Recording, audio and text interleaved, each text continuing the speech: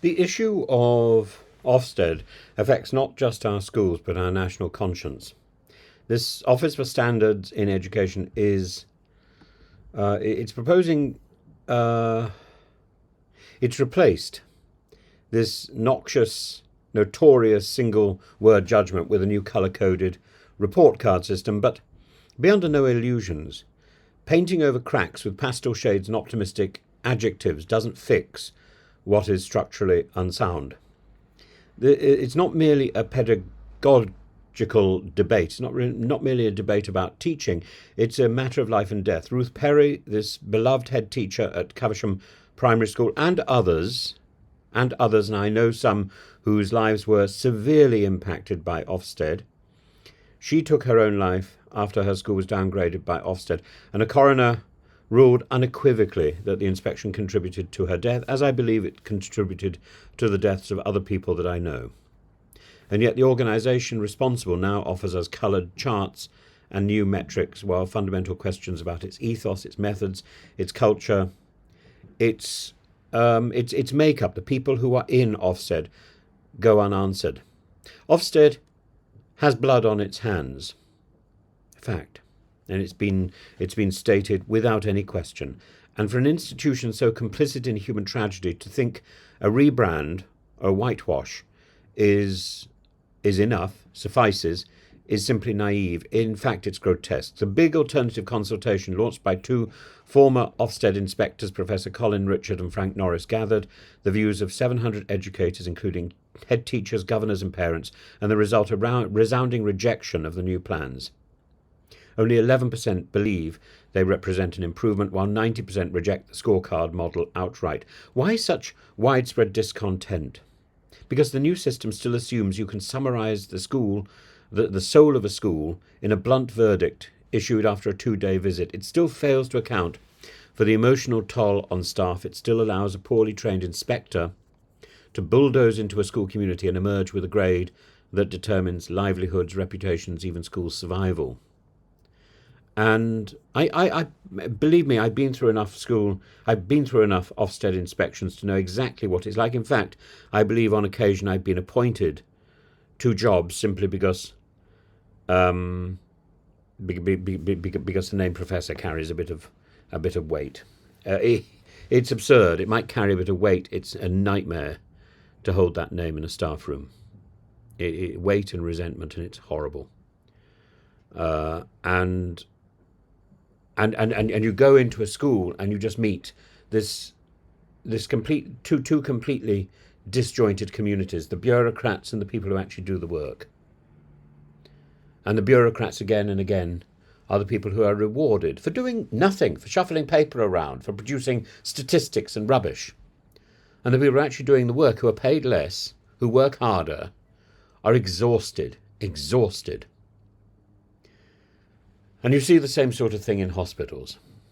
Yes, the Ofsted thing lacks meaningful method and mechanics of accountability. The coroner found that inspectors receive 2 minutes of training in how to respond to emotional distress.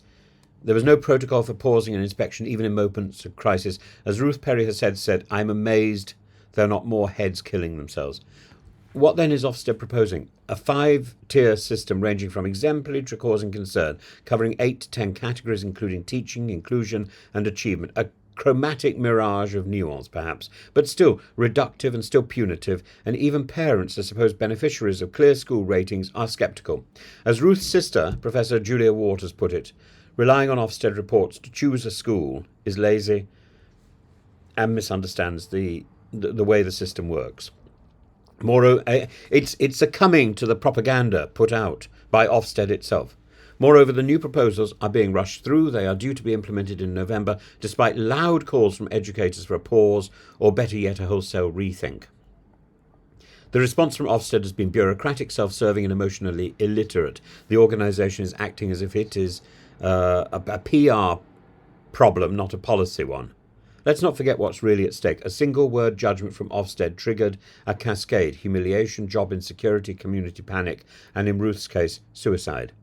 The new system still trades in high stakes and low trust. It still demands performance over reflection, metrics over meaning. And what is needed is not a palette of colours, but a radical reimagining of what Ofsted is there for. Ofsted is there to raise the standards in schools that are flagging and to endorse and promote the schools that are doing well, so that they can mentor and help others. That is its remit. That is its remit. Instead, it's become some sort of league table, some sort of angel of death. Inspections must be demystified and humanised. No school teacher, no head teacher should face them alone. Inspectors should be trained in trauma-informed practice with the ability to pause or defer when necessary. Second, there must be an independent complaints process, no judge or jury rolled into one. Schools deserve due process. Inspectors must be held accountable for their conduct and their conclusions. Third, safeguarding audits, vital though they are, should not be the sole criterion by which a school is damned, nor should they be carried out by the same body that determines school status. That's a conflict of interest too profound to be ignored. And finally, Ofsted's very purpose needs to be interrogated. Is it to support schools or to punish them? Maybe we need two organisations, to improve outcomes or to intimidate staff. As things stand, Ofsted has become not a guarantor of standards, but a symbol of fear. And to be in school after school that is simply facing an Ofsted inspection is terrifying. Believe me, I know. In fact, my recent experience of being in schools in the UK has been only in the face of Ofsted. And you've got to. Ofsted has become this bogeyman. We cannot rebuild trust with colour coding, nor can we forget Ruth Perry, whose despair was not an isolated case, but a warning signal. The tragedy at Caversham Primary School is a clarion call for change, not cosmetic but cultural, not superficial but genuine. And until that change comes, Ofsted remains, in the words of Ruth's grieving family, callous, perverse and inhumane.